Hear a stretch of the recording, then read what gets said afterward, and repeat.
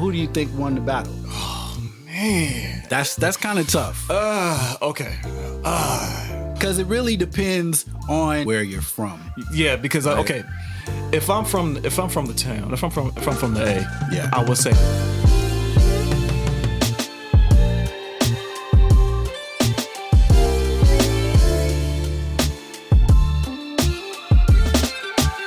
You are experiencing the CO2 Carbon Ops broadcast. Let's begin. That's right, and you ain't said it no better. What's up, everybody? Good morning, good evening, and good afternoon. Yo, check it out, man. You're rocking with the best, man. This is the CO2 Carbon Ops Rawcast with, as usual, your boy Diggy Jones. And your dude, the merciless Reese L. Black. Good evening, Mr. Black. Hey, man.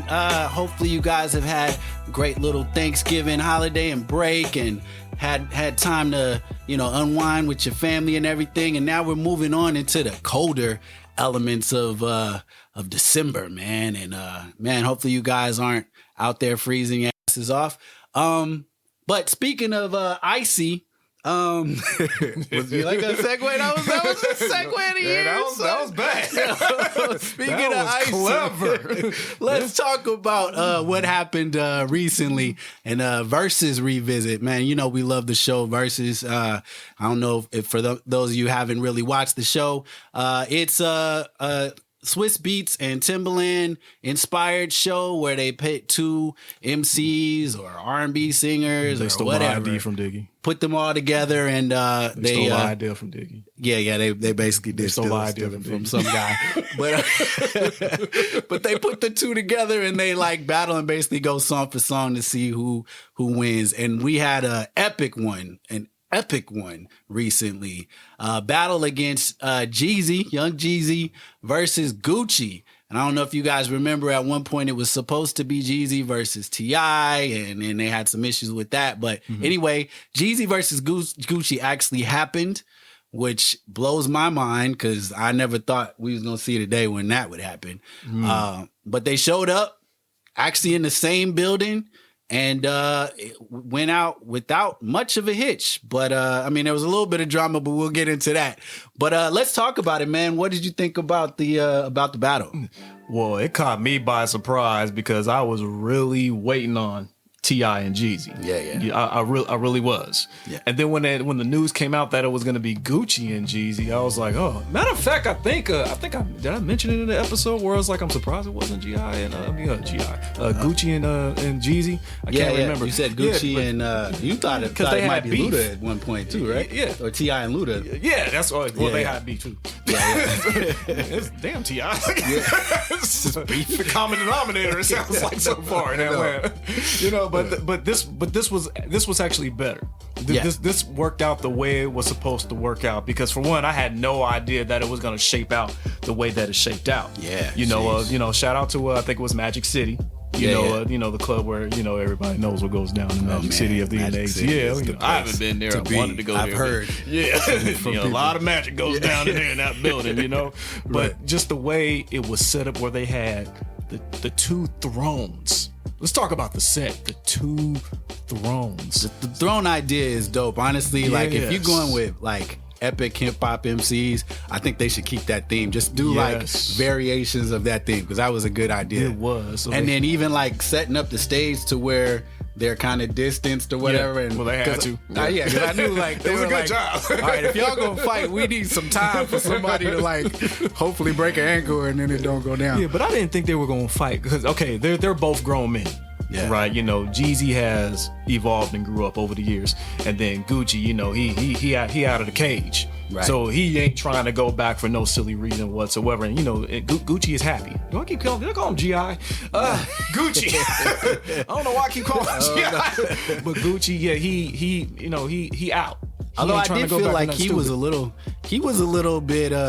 He was a little intense for a minute. Oh, yeah. Yeah, like I think like that's just his that's how he is. Well, and I don't think he really knew where it was gonna go. Like I feel like Jeezy came in and like he's a better person at this point and he wants to move on. Family man. You're not sure.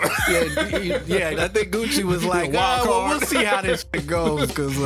But yeah, like I think when Jeezy came in, you could tell. I mean, we talked about him having a relationship with Jeannie Mai, and like he's in a different place. Yeah, now. he got so a lot I knew to he lose. wasn't gonna have no beef. Yeah. But I think for Gucci, especially knowing what we know, which I don't know if you guys know the drama with them. I'm not gonna get into too much of that because Right, that's all I we know. want them Google to it. be better. But yeah, you look up what they've been through. But knowing the drama that they've been through in the past, I think it's more on Gucci to be like, okay, where are we at right now, right? Because I think to him, he probably doesn't know whether I should be cool or whether it's beef, you know? Yeah. I think he was cool though. Like Yeah. I think they both went in both mature. I mean, these are grown men now. Yeah. They doing this for hip hop. And like I said, Gucci, when you just showed up with it, when he showed up with the fit, I'm like, it must be very cool ready. up in that room because both of y'all fit. I think Jeezy showed up with the mink or something like that. I think, and then Gucci. But he just said he was came like decked Gucci, like out.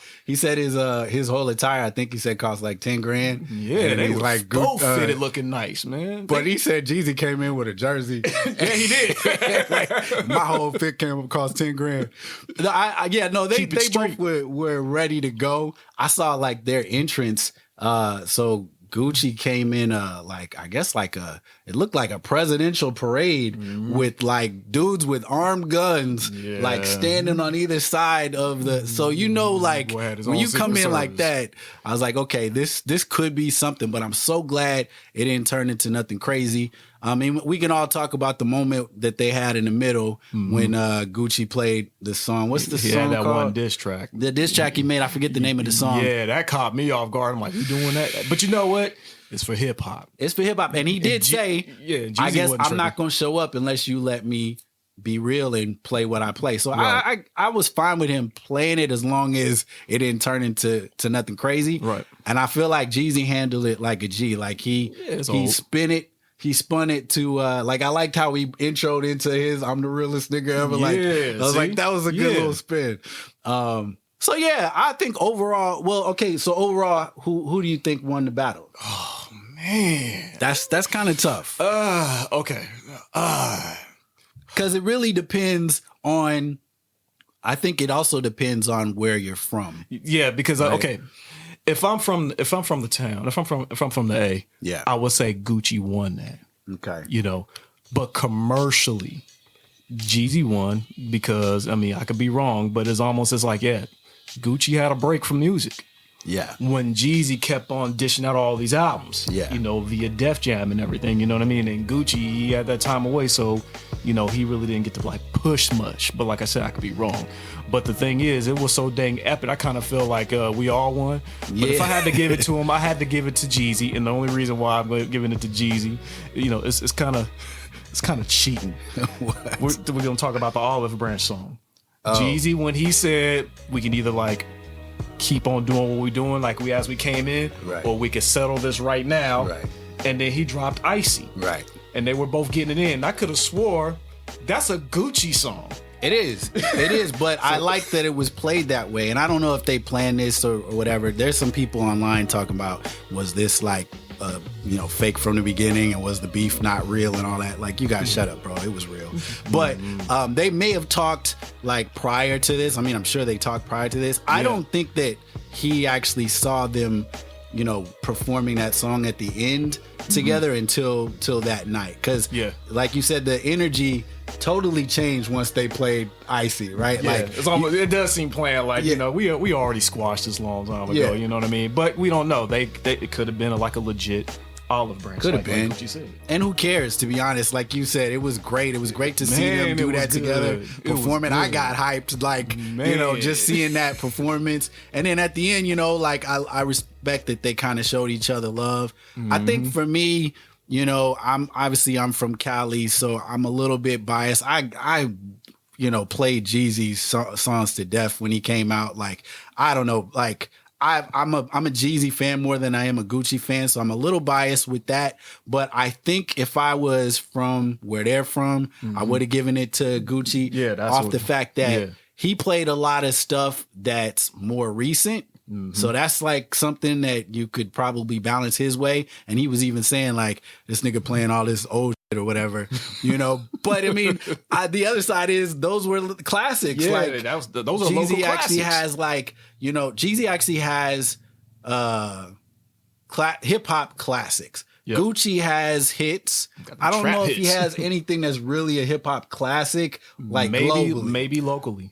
Yeah, Locally, exactly. He's got a ton of locals. And that's why I say, if I was from where they from, I'm sure like they're all like, oh yeah, like Gucci killed it. But I think like if you listen to guys who aren't from there, maybe a lot of people might side towards Jeezy. But I again, great night. Good to see them together. I felt like the energy it felt like hip hop for once, you know, like, cause versus a lot of the stuff they've been doing up to this point, you know, even the rappers battles felt almost like, you know, we're gassing ourselves up, you know, like, which is cool. This felt like hip hop. Like you didn't really know whether niggas was gonna fight or whether it was gonna dap up at the end, or even show up. We was waiting. Yeah, like they said 5, right? Right. It's 5:50. Like Right. what we got going on? Yeah, typical hip hop show where like the artist show CP up late. Yeah. No, I loved it, man. So shout out to both of these gentlemen for being mature enough to, you know, squash whatever beef they did go through and like do it for the culture, because they could have easily been on some other shit and they weren't, which is great to see. Anyway, yeah, that was that. What we talking about today in the, you know, media and such? Yeah. Well, I know you really don't care, but I never care. You might care about this one though. So probably not. You know, dive into the Kevin Hart. So okay, I do care about this. Yeah, so there was a little incident. You know, I won't even say incident. It was a criticism from Tariq Nasheed. Tariq Nasheed, if you guys don't know him out there, he is, you know, the producer and the creator of all the, you know, the best Black History documentary series of all time, Hidden Colors. And all he did was just tweet his honest criticism about the last stand-up. I think it was called No F's Given. The most recent Netflix stand-up. And so he was just saying, you know, and I'm paraphrasing that, you know, I turned it off in like the first 10 minutes. It just wasn't funny. And that was that. So Kevin Hart got wind of it. And then so basically, you know, he was just making the point where like, you know, well, I'm doing pretty well off, you know, for doing, you know, material that is not, you know, not that funny, you know. So he's just like, who are you to criticize me? Whatever, power to the people, which kind of rung my bell. So it's like, you must have did homework on Tariq Nasheed before you came at him, because you said power to the people, because Tariq is very, very pro-Black. You know what I mean? That's what he stands by. He's an activist, you know, successful behind the documentary series that changed a lot of lives, you know, because Hidden Colors, you know, it did drop a lot of historical information that even I didn't know, and it's very, very educational. You should go check it out. And then so Tariq came back, was just like, yo, who am I? I'm a Netflix subscriber. Number one. So yeah, I can say whatever I want to say. Yeah. And second, I'm a fan of you. You know what I mean? I want you to succeed. I want you to continue to blow up. But this material was weak. And then, you know, I watched the actual live stream of Tariq when he brought up the point. Like, Kevin must have like a few yes men around him. I'm paraphrasing. He must got some yes men around him, because the thing is, your material is not relatable. You have no knee slappers in this one, you know? He's like, if you go back to all the other comedians, like a Eddie Murphy or whatever, or a Dave Chappelle, or, you know, even a Chris Rock, a Sinbad, you're choking when they tell a joke. He kind of felt like I didn't choke in this one. You know what I mean? Like, so I just cut it off, and it is what it is. And now Kevin Hart, he actually addressed it, I believe, on I think they have their own podcast show on Laugh Out Loud Network. So so even he Straight addressed from the it. heart or whatever. Yeah, so you know, I don't know who the gentleman they were talking to, but Kevin Hart, you know, he didn't want to drop Tariq's name because he said he didn't want to give him no clout. And this is like, you know, as a Tariq supporter, he don't need the clout. And I'm just making a point. He doesn't need the clout. He's not about that clout. He's not about that life. So whether you would have said his name or not, everybody knows in the Black community, they know who he is. But he was just making the point that it just wasn't funny. And he got sensitive to it. But everybody was like, okay, if it wasn't Tariq who criticized you, would you have gone off on somebody who maybe had like 200 like followers or whatever, just a nobody, whatever? No. But Kevin Hart admitted, like, you know, maybe, but I always respond to one. This one just happened to be Tariq. Well, okay, so he's a big he's a big influencer. Huge. Right? So yeah, I think like with him, it probably, sparked a bit of a nerve with Kevin Hart. I watched the special, and there's a couple things that I wanted to bring up with that I think probably put Kevin Hart at a disadvantage. But first I want to say, I think we're kind of focusing on something that I think is pretty dope. Has comedy stand-up lost its edge once the money kicks in, right? Because Kevin Hart is so well established, so successful. I mean, like his stand-up, whether you like it or not, this special was number 2 on Netflix behind The Queen's Gambit, so which means the majority of your fan base is possibly non-black, right? Like, and they're gonna rock with him regardless of whether it's funny or not. Me personally, I watched the special. I had some laughs, but you're right, like. Most of his older specials, you leave there kind of dying. Yeah. And I wasn't really dying. But, there's other factors at play here too. Remember, we're all in quarantine. So he did his special basically in the basement of his house with like a limited audience. Yeah. And you know what? I think like people, when they're on stage with a bunch of people, it kind of brings more, like, because these are people too. So think about like when you're playing basketball in front of just you and your homies, you might go pretty hard, but if you're playing in front of like your charisma is amplified, right? Like if you a starting point guard or whatever, like you amp, like, no, I gotta show out. And so I think probably that kind of deflated a little bit of the energy with the special, the fact that he had to like limit his crowd. So maybe that's part of why the jokes didn't really land as much, because you don't got those enablers to like make it more funny. But the other side that Tariq might have a point of is this nigga is just rich as hell. And like he's done so much that maybe now is just, I've always said, stand up as a hobby. Yeah, or just he's oversaturated the market. Yeah, you got the movie money, so it's like you really need to do the stand up. You need to do this, and is it a favor doing a stand up for people? And he may not be putting in the same energy that he used to do back in the day. I feel like I've always thought with Kevin Hart, like, because people talk about, is he funny or not? No, the nigga is hilariously funny. Yeah, he's funny. At his core, he's funny. It's just anybody who puts out that much material in a year, you're gonna run out of jokes eventually. You're gonna run out of material that's gonna land. Right? That's when you get new writers to come in and like take over and like fulfill a new identity of your craft. Yeah. You brought up a good point about the money. Yeah, because Grown Little Man or Seriously Funny, one of those first two. One of those two, he was actually flat broke. Because I read his book. You can't make this up. And he was really talking about like he was at rock bottom. Yeah. But he's still out there and went out there on the stage. Yeah. So the question is, when you go out there broke, do you hunger for more? Opposed to going out there with your pockets fat, doing it in your own crib, your own mansion. Right, you can say whatever the F you want to say, and you're gonna say whatever you want to say because you're getting like a fat $10 million check. Well, let's take that further. Let's talk about that with Dave Chappelle, okay? Because Dave Chappelle just went through a battle with Netflix over his show, The Chappelle Show. So Comedy Central basically sold the rights to Netflix to air Chappelle Show. I guess Comedy Central is run by who's it, Viacom? Or, could be. They run everything. Run by somebody. But anyway, they gave it to HBO Max and a couple other places, but they gave it to Netflix to run. And Dave Chappelle, Dave Chappelle has a lucrative contract with Netflix right now. He heard that Netflix took the show. And, Netflix has been promoting the show and all that stuff. And he was not cool with it because, basically like he's not getting paid from Chappelle's show. We all know about the, history with that $50 million deal that he turned down. Yeah, that's gangster. So he basically went to Netflix and told Netflix, look, like, I don't feel good about this and I got to deal with y'all. Like, could y'all stop playing it?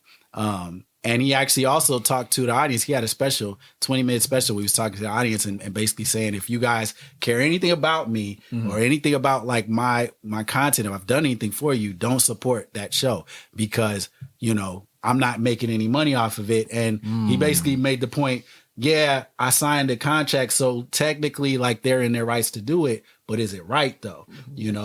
And so Netflix, they took it down. They said, all right, well, this is not worth it. Like we care about this dude and we have a good rapport with him. Yeah, we'll take down Netflix is artist friendly, I noticed. Yeah, they did a good job. And that's so rare because you don't find a lot of like companies, especially when it comes to money. Y'all know how this shit goes. Like people don't give up opportunities for money just because you feel a certain type of way. But Netflix, I give them props for doing that for Dave Chappelle to say, you know, nah, it's not worth it. If he's not rocking with it, we gonna take it down. So that's why I say, like, when it comes to this money thing, I feel like it just really messes up the game sometimes when it comes to comedy. That a guy like Dave Chappelle, who, let's be real with him, like, I think he's at a point too in his career where he ain't even really trying to be funny like that. He's just organically funny by blood. Right, yeah, like he's funny by nature. I don't even think he writes his stuff anymore. I think he just get on stage and just goes off the dome. Absolutely. He just starts winging it. Like if you saw that montage on the on Saturday Night Live, when he hosted Saturday Night Live a while ago, they gave him a 20-minute monologue.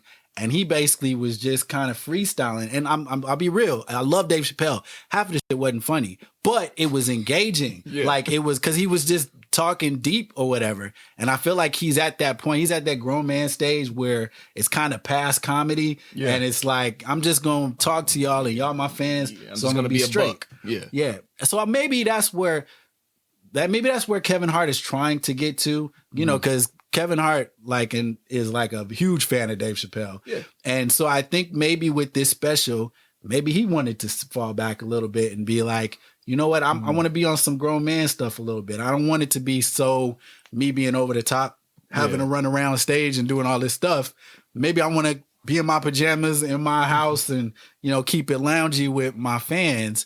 So that's why I wonder too, is there a double standard now with Kevin Hart because he's so famous? Because if you think about Dave Chappelle and the loyalty that he gathers, and then Kevin Hart is almost like, I feel like as big as he is, he doesn't get love with the black community, even if he does the same stuff. Well, this is what's interesting about that, because Kevin Hart, when he was speaking about it, he actually made a joke about himself. Like, are you going to talk about your family again? He's like, well, yeah, that's all. What else do I got?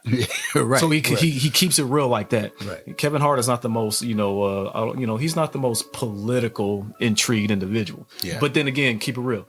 Do y'all really want to hear Kevin Hart talk about politics the way Chris and Dave do? Right. Not every comedian can just get out there on stage and clown, a Trump or a George Bush or do an Obama impression. Not everybody can do that. And this is why I got to respect Kevin Hart, because Kevin Hart was definitely something fresh. You could go in there, get some animated stories, because you go back into the time when he clowned Shaquille O'Neal for falling on the court. That was hilarious.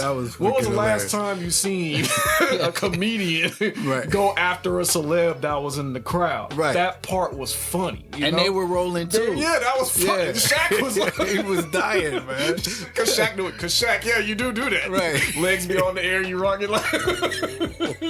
You say you fall in slow motion like hell stupid. Like that was funny. That was funny. That was funny. Like Kevin, and this is why I love Kevin. Kevin doesn't take himself seriously on stage. He's the only person I know who be laughing going into his own jokes. Yeah, and we'll tell you, hold on. This is my favorite joke. Hold on. Right. Like I love the gun compartment joke that he did on the other special. He can't. Kevin Hart is a fine. So you go try to rob me while I'm in the bathroom. Right. Like he couldn't even keep it together. You know what I mean? That's what makes Kevin. Yeah. So I think what happened is he tried to tone it down, or maybe he tried to grow up. I'm like, I'm gonna go in this direction. Yeah. Okay.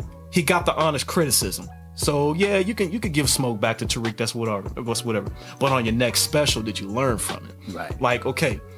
They try to talk about how, Tariq is supposed to be, Mr. Pro Black or whatever. So why are you breaking him down instead of supporting the brother? I'm like, funny. This goes back to one of our other episodes where we talked about honest criticism. Yeah. And, that was, he just said it wasn't funny to me. That was it. And Kevin, you can't please everybody. He already knows that. Right. But the thing is, did he hit a nerve when he just said, I don't know, it's because your fan base changed, or if you got all this money, or if you got yes men around you, like, hey, what do you think of this joke? And everybody like, yeah, that's funny as hell, ha, ha, ha, ha. Mm-hmm. Like, you don't have nobody edgy and dirty coming in talking about, it's not that funny, bro. I mean, it's I think because we all know Kevin Hart wants to be accepted by the black community. He is, though. That's the thing. Yeah, but think about from his perspective, like, he's around so many people, that tell him he's funny and all this kind of stuff. So when he does hear somebody like Tariq, who's like a prominent, black figure, say, the blackity black right, man. Right. I don't think you're funny. Now, I mean, he's not in the streets like that. So maybe in his mind, he's like, oh, well, do they not think I'm the rest funny of the hood anymore? feel like this? Right, exactly. So I don't think he has the same context that he used to have when he was just going from club to club.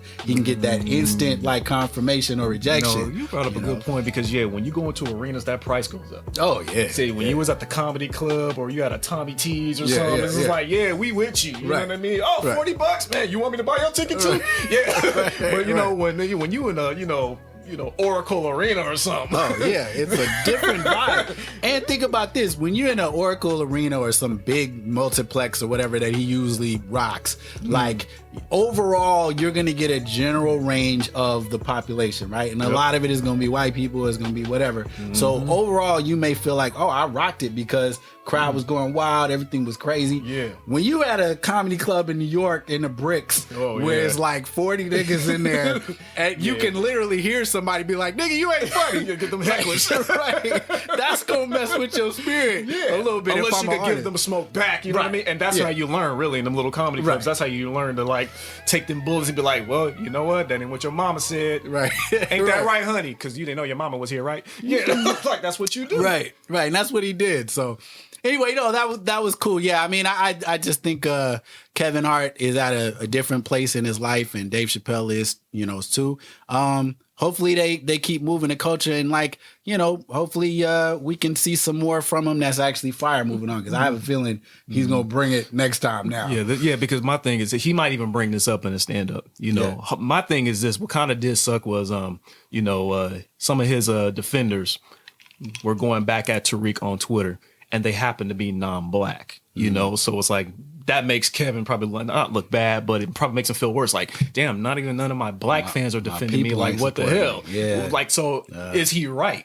But yeah, I mean, it wasn't. The thing is, I think Tariq probably just meant to say it wasn't as funny as the earlier stuff, because we keep comparing Kevin's new stuff to his previous stuff, to the gutter, I'm hella broke and I'm hungry stuff. You know what I mean? Which we tend to do. Yeah. And so as and look, not every album is going to be hot as career goes on. Even Michael has some terrible albums, you know what I mean? That we hear Prince too, you know what I mean? Yeah. But it just happens. Time goes on and you evolve. So what do? Okay, this one's done.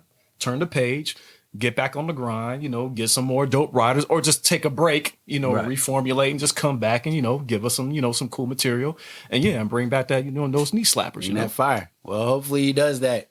All right, man, we're going to take a quick break. And when we come back, we'll be back with a really cool topic on the fixing. So stay tuned. This is the CO2 Carbon Ops Rawcast. See you in a minute.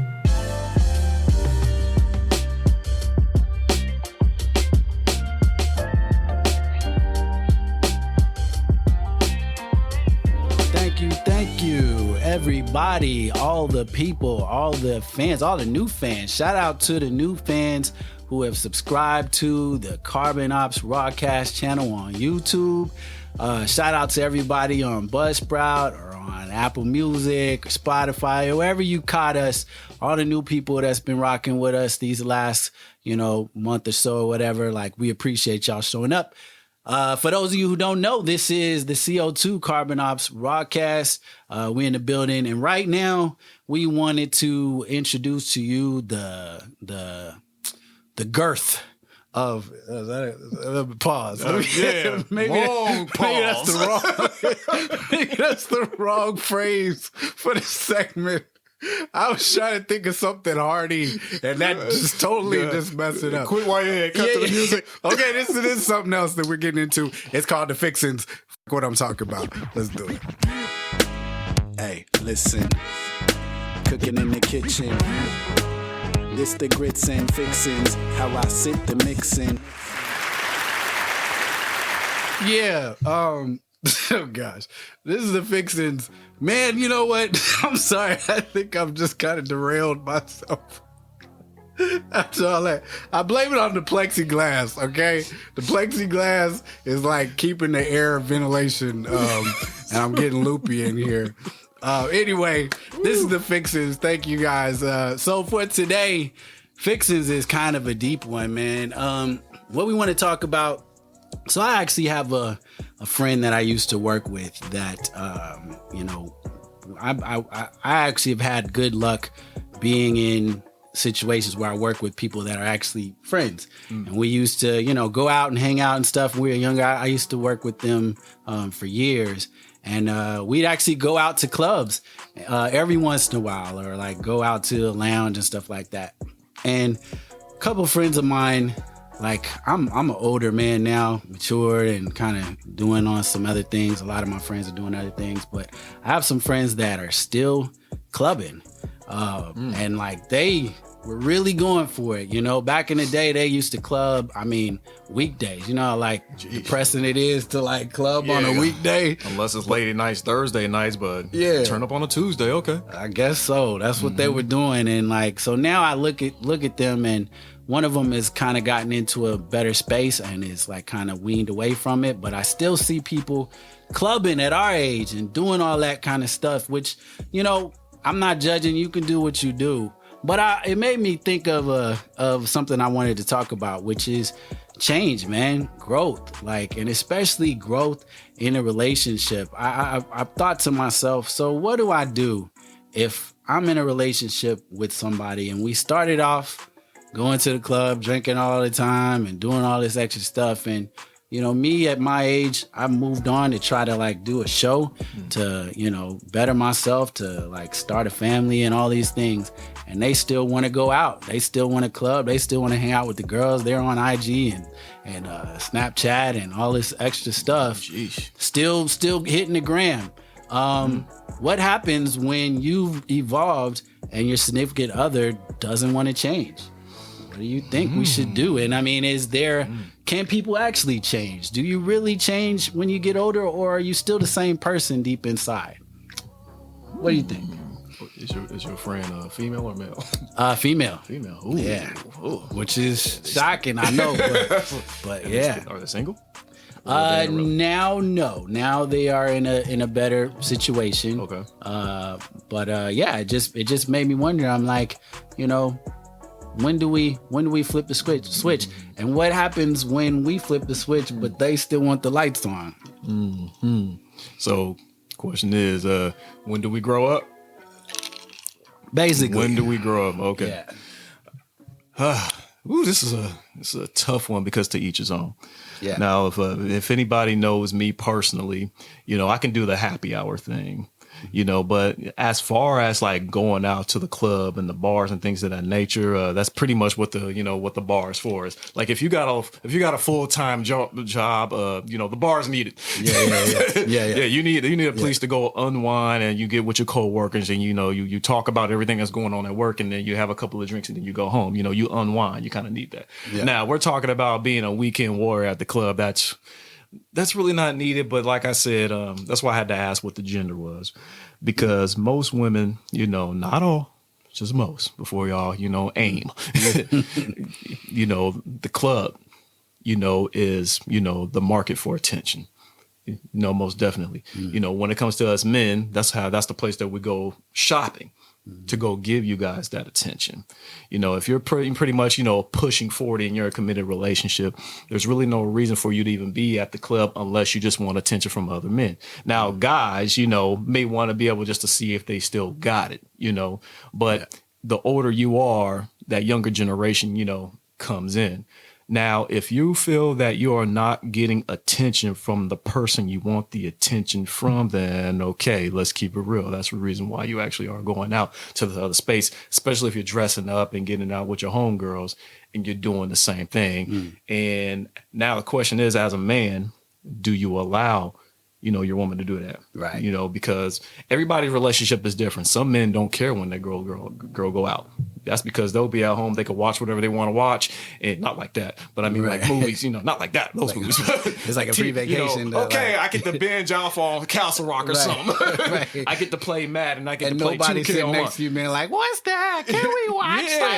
Put on Insecure. Yeah, something else. Nobody, you know, coming over here bossing up on the TV. You know what I mean? On us. You know, and then you know, and then guess what? We could connect with our homies. You know, hey DJ, what you doing right now? You know, nothing. Okay, I'm coming through. I'm gonna bring these cars, babies out of the club. Boom. Yeah. That's what we do. I'm actually like the kind of person you're talking about where like, you know, I've always told, you know, Linda, you know, feel free to go out, hang out with your friends and stuff like that. Cause to me, like, I want you to have another life besides just me. I've been in situations where I was their world basically. Yeah. And I felt like, damn, I can't go nowhere without them wanting to be right at my hip. That's kind of a smothering situation that just, I don't think very many guys really want to get into. Yeah. So I've actually always been like, go ahead and do your thing and all that sort of thing. But then I think like you kind of reach a point when you get older where it's like, okay, you went out last week, you hung out with the friends, you had your moment.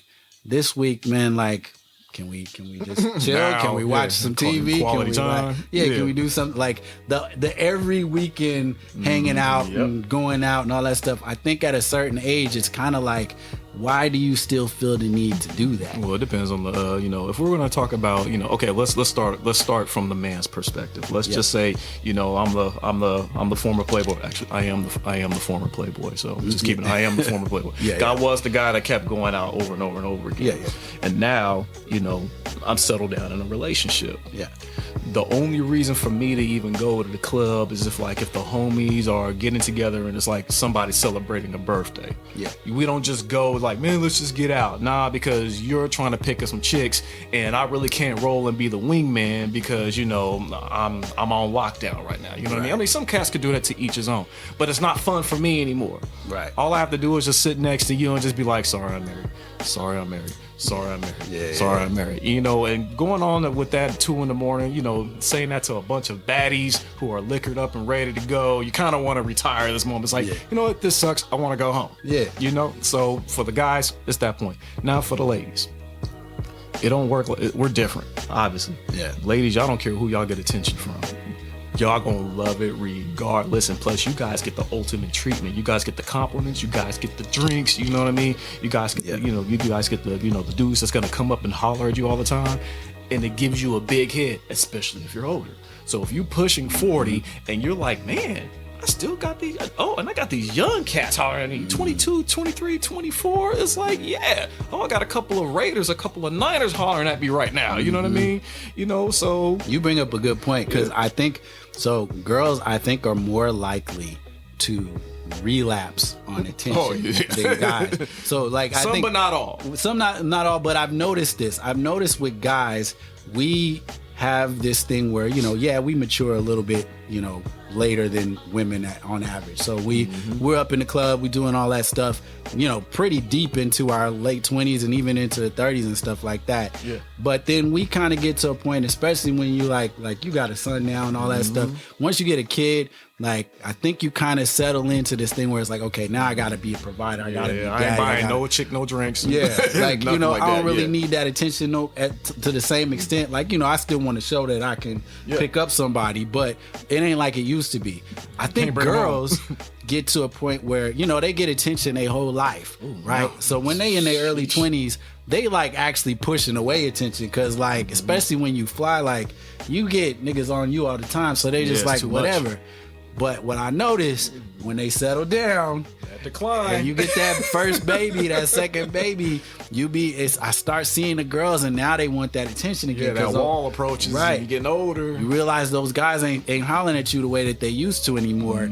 And I see so many women who relapse, and it's like, oh, I got to get out, I got to do this, and then you do see more. I feel like you see more women in their 40s hitting the club, you know, playing the MILF role than you would ever see like guys. And that's what's crazy to me, is because people seem to like think like guys, like we always want to be out like that. But like I said, when you get older, like we tired, nigga. Like we trying to like we go watch broke sports messing with y'all. Exactly. Like we done already done that or whatever. But I see girls that just they can't give it up, you know, because it's the attention grab. Yeah, you know? I mean, the currency of attention is that deep. I mean, just think, like you said, you've had dudes hollering at. It's funny. Chris Rock said this too. You had dudes trying to mess with you since you was 12. Yeah. You filled out. Now you're in college and you're around like, these, high testosterone dudes and they popping at you and you're popping at them. Now you going into, you're single going into your 30s. Yeah. You still got it going on, but you're kind of in that arena where you're just like, if somebody asks you how old you are, you're like, how old do I look? right. Dodge around the You ain't question, told them like, you're 31 or nothing like that. You're just like, well, how do I look? Oh, I'm 31. You're still proud of that. I'm 30. young at heart. When they say that, like, they old as Oh God, yeah. Oh God, yeah. And if they quote "Coming to America," you ain't no 31. Right. You somewhere pushing 40. You a 70s baby. You any just girl lying. that like lists John B as like their R&B preference. Yeah, they up there, bro. If they got any 90s artists on their playlist, Right. and they ain't got nobody new, with the exception of a Trey or a Chris Brown, maybe. Yeah. Now when you're pushing that 40 area, it shows. It shows because, ladies, okay, I'm gonna break bro code. This is what y'all don't know.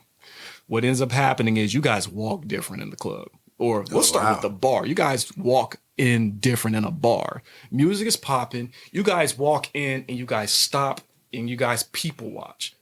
Young chicks don't people watch. They come in straight to the bar. Y'all come in, people watch, and scanning the crowd like y'all looking to see if somebody's there that you may know. We peep that.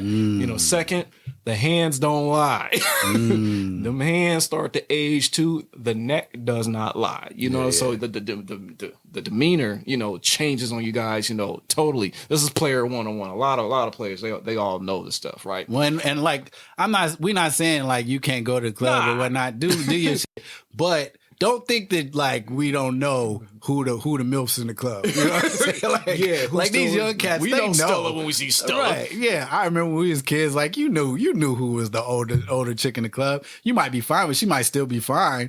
But like, don't think like you fooling nobody. Like you be in there. If you're gonna be in there, own up to you being the old lady in the club. Yeah, because I owned up being the old guy in the club until I realized everybody else in the club was the same age as me. That's what made me actually get gamed up on like the ratio. And I did this when I lived in Houston. It's like older cats pretty much liked or seeked women that were like 7 to 10 years younger than them. You know what I mean? It just, it's just better. Like we really wasn't trying to holler at nobody the same age as us. You know what I mean? Yeah. But now when we're talking about like, man, you're still trying to pull, which means that if you are in a committed relationship, you must be committed to like somebody that was not your first choice, which means you settled. So you weren't happy in the beginning. No. Okay, that brings a good point. Yeah, you were turning up in them early 20s, and then 30 creeped up on you, and it's all good because you see them in the club with the big old 3-0 balloons and like like it's your prime, and it's not. Yeah. And then but then when you go into that pushing 40 area and you still at the club and you still at the bar trying to pull and things like that, it's like your competition is fierce.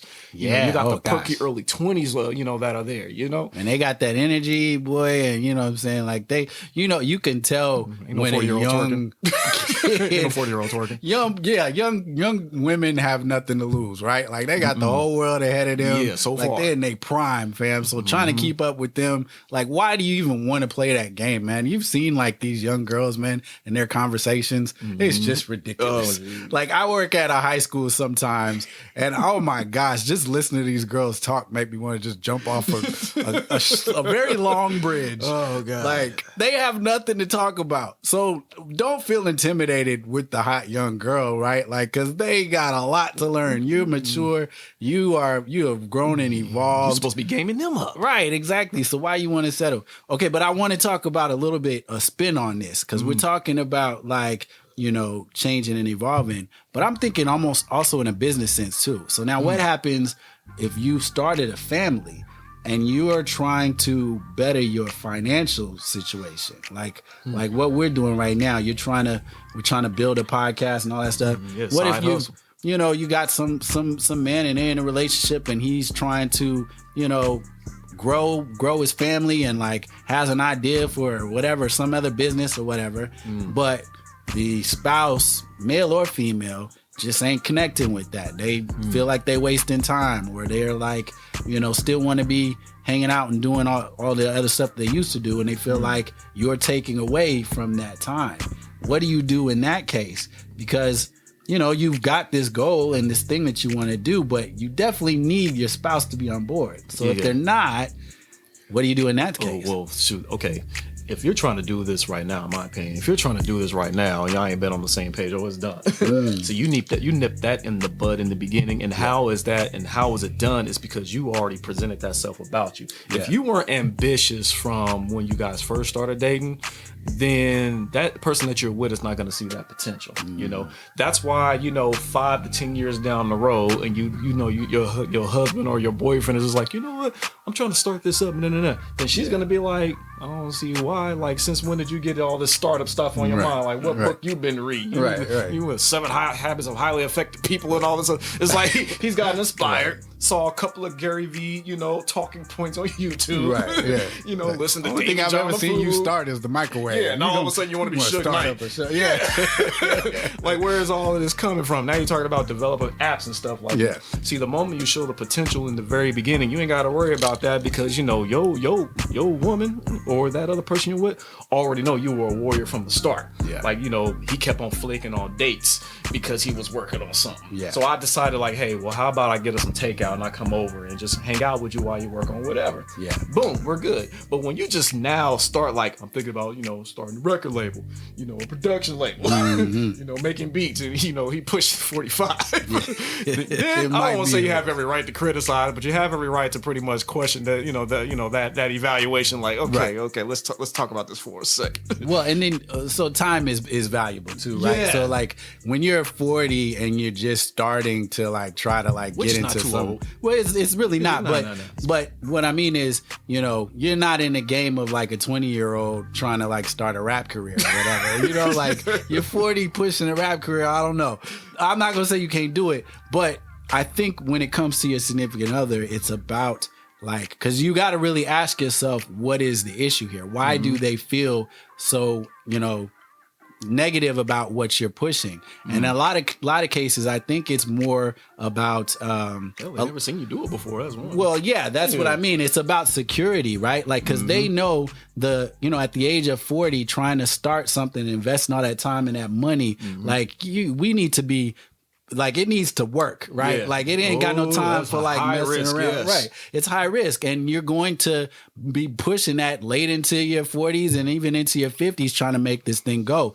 So I think if you want your significant other to be on board with that, you might want to try, for those who need the advice, trying to get them involved with it as well. Right? Because if you're just doing this as this is your dream, they're going to feel left out. They're going to feel like you're taking away from the family time and all that kind of stuff. But when you make it feel like this is an opportunity for us, like this is something that I think we can do, or, try to get them more engaged into it, maybe you might have better success with getting them on board. Because I've noticed, like, if you go into it on a solo trip, especially when it comes to females in their 40s with a family, they're not going to be down with it unless you make them feel like this is for the family. That's the part that's tricky. No one really has a problem when the man is trying to establish a side hustle. But when the woman does, that's where it gets scared, because the thing is, a lot of men are probably not going to be too keen on, your woman going to meet, like, this associate for a business meeting at some, like, some hotel resort over like dinner or lunch or whatever, or you flying away. Because I'm gonna tell you something, because I started business and stuff, and you have to network. It takes going to trade shows and things like that, convention centers and all these networking events and all these mixers, because you're trying to get your foot in the door of these places. You're trying to get some skin in the game that you don't have. So of course you're trying to develop rapport with these new people. Right. You know what I mean? So the thing is, like, I did the nightclub thing. I had to develop a whole lot of rapport with GMs, senior nightclub promoters, everything. And I have a great relationship with them. It's like, and also, I chop it up with the girls that's around them, whatever, and I tell them what I do. Any other woman might be like, you do what? But the thing is, like, I don't care about all this stuff, but age comes with it. But when a woman does it, this is like, so what, why you got to fly there? How come you can't fly here? Or how come y'all just can't Zoom meeting or all this other stuff? You know what I mean? Now that insecurity kicks in, you know? So, and now you're doing it at 40. Now, this is where it talks about, like, being on board. It's hard for a guy to, like, support something like that because now is showing that you had the head start. You had the hunger. And honestly, in my opinion, you know, Cordell Stewart, if y'all don't know him, he used to play for the Steelers way back in the day. His wife, ex-wife now, Portia, she wanted to start her own business. He wasn't cool with that. What was his reason? What did he say? He's traditional. You know, he was the former NFL player. Because Portia's fine. Yeah. So she was supposed to just be the arm candy. Except she grew a brain. And that usually happens to chicks when they're in their 30s. It's like, look, I just can't be cute and fine and attend all your NFL parties with you all the damn time. You know what I mean? Yeah. I want to like have my own clothing line. You know what I mean? Or I want to like, you know, sell some arts and crafts. You do know I paint. I want to sell portraits and like, you know, submit my stuff to art galleries for sale and things of that nature. You know what I mean? Like now I don't want to go to the club and all this other stuff. So now, he was uncomfortable with the role switch up. Yeah, so that's what's interesting. So now we're talking about people who change. Okay, now that other person that they're with, now they change. Yeah. Oh, well, and that brings up another good point. Oh, great point. So, yeah, I wonder, you know, we talk about like if from our perspective, if we've switched up and we've evolved and we want to try something different. Now there are cases out there where the other person evolves as well, but they don't evolve in the same lane that you do. So it's almost like you guys have grown apart in a way because you have separate, you know, goals that you're trying to accomplish. And I would say to somebody in that situation, you got to figure out what is important to you, what's important to the family, to make that work. That's going to take more work because if you got different goals that you want to accomplish, neither of your goals can be greater than the common goal, which is to keep this family together. So as long as you guys hold on to that, then maybe you can get away with like kind of splitting up like that. But you to your point, that's going to be hard because, you know, it takes time to establish anything worthwhile. And if you guys are both doing separate goals, like good example, me and Linda, we started a company that we still kind of do on occasion where like I edit videos. So I'm a videographer. She does photography. And it worked for a while because we were doing wedding videos. So I would do the videography, she would do the you know, photos, and they would book us as a bundle. Yeah, so y'all sat down and talked about this though. You know, we game that. We planned that. So that was fine because we were in the same goal. But now, you know, when we split up and now I'm moving on to a different lane and I'm not doing wedding videos anymore. She's still doing photography, but she doesn't want to do wedding photography anymore. She wants to do more artsy stuff. I think we had to have a separate talk because it's like now we've got our goals, but they're splitting up, and that's going to take away from us doing it in combination because I'm not on the same game that she's on. And I think that we had to have a real discussion about it, and it ended up working out currently because we understand that like we're still on the same team when it comes to it. We just may not be playing the same game anymore. So that's what it is. It really comes down to, I guess, just like having that convo, understanding that, like your energy is going to be split a little bit. Let's keep it real. Money is the root of all evil, but it's important. It is important. If I get into this, how much is it going to cost? Right. You know what I mean? And what's going to be the benefit? Because a lot of folks out there like to say, I want to start this, I want to start that, instead of just like realizing like it may not make nothing. Right. And, you know, and that's what happens with a lot of businesses, you know, like you may not get a return on your investment. 95% is what they said, or 96%? Yeah. First couple years, you're going to be. Especially in this moment now. Right. You're now, the thing is, if your girl want to be an Instagram model, it's like, okay, look, I'm not saying it can't make you no money. Right. But I don't want to keep taking pictures of you and posting it on the ground because now this is now just attention. Right. Yeah. Like ain't nobody DMing us from like, you know, Target or, you know, Dash or whoever out there got like a, you know, Versace swimsuits. Yeah. Ain't nobody hitting you up to like put their product and, you know, put their body on your, putting your body, you know, in their product, like Fashion Nova or something like that. Okay. Now they're getting paid, I think. Yeah. Like Fashion Nova, they got girls out there that actually like, you know, take pictures out there and put with their clothes. Same thing with didn't Rihanna drop something? Is she fashion line? Fenty or something like that? You know? I don't know. Well, y'all know. You know, but those girls are wearing their gear, their clothes and tagging them, and they're probably like getting compensated. Either they get the clothes for free, or they're probably getting $100 to like post themselves an outfit on the ground. So that makes, you know, sense. You know what I Yeah, mean? And if you're doing it at the age of 40, okay, just as long as you're bringing in some damn money, then it's all good. As long as the revenue comes in, like I think that ends up. I mean, but we're talking about in relationships, money is kind of like the lubricant, whether you love it or not. It's the nucleus. It really is, yeah. Because like you've got to have that nest egg. So yeah, if you can work it out, get everybody on the same page, and where it financially makes sense, I think you're gonna have a better case of, you know, letting it fly in a relationship and not have it be a hindrance than if you're just going on a pipe dream at 40, you know what I mean? And like, oh, man, crisis.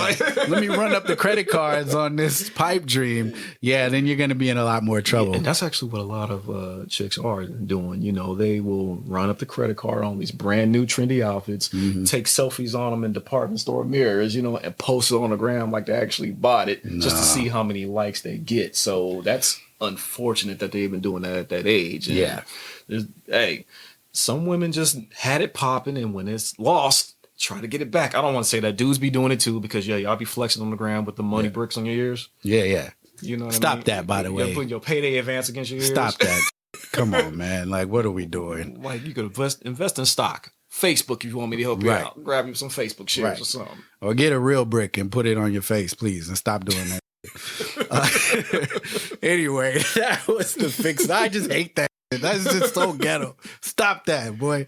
All right. Anyway, what do you guys think, man? Like, do you think that, you know, we can evolve and change in a relationship with our partners being on board financially and emotionally? Or, you know, is that a discussion that you have to have when it comes to going out there and, you know, bettering yourself? Like, are you with me? Or are you not? Give us your opinion in the comments below. And anyway, that was the fixins. Thank you guys for that. This was episode 5, man. This was a pretty good one, man. We appreciate you guys coming and filling us, you know, for what we do for these last 5 episodes, man. It's been really, really inspiring for us, and we're gonna keep it rocking if you keep it with us into the new year. And I wanted to recommend a book. Yeah, you know, by Coach EO Everett Overton, called "Cut the BS." That actually goes along with this. Okay. You know, 2020 was rough for a lot of folks. So, fellas, support that, man. Grab that book. I got it on Kindle, so that's why I don't actually have a physical copy. Put it to put it on deck. You know what I mean? And maybe in the future we might have them on our show. You never know. Stranger things. But how can they reach you, bro? Yeah, feel free to hit me up on Diggy City on Instagram and also on Twitter. How can they hit you? Yep. You can hit me on the gram. Good evening, Mr. Black. Find me on Twitter. Evening, Mr. Black. And make sure you guys follow the IG gram for us, CO2 Rawcast. Find us on Facebook, Carbon Ops Rawcast. Yes, and if you guys are here checking us out on YouTube, please subscribe to the Carbon Ops Rawcast channel, and like and comment on the vid. Share it with as many people as you know. Anyway, episode 5 is a wrap. Thank you guys for tuning in. This is the CO2 Carbon Ops Rawcast. We'll see you next time. Peace.